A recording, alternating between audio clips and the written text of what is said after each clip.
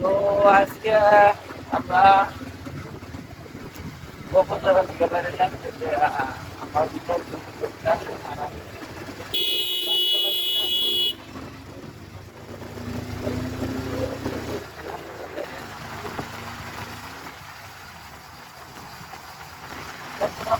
পাইলাম আপনারা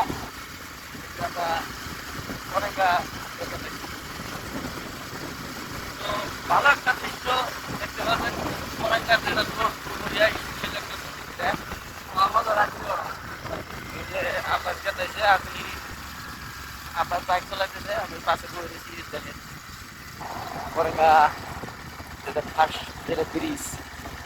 আমাকে ব্রিজ যেটা পার হয়ে মাথা ঘুরি ফার্স্ট পরেকা ব্রিজ যেটা ওটা পাইলাম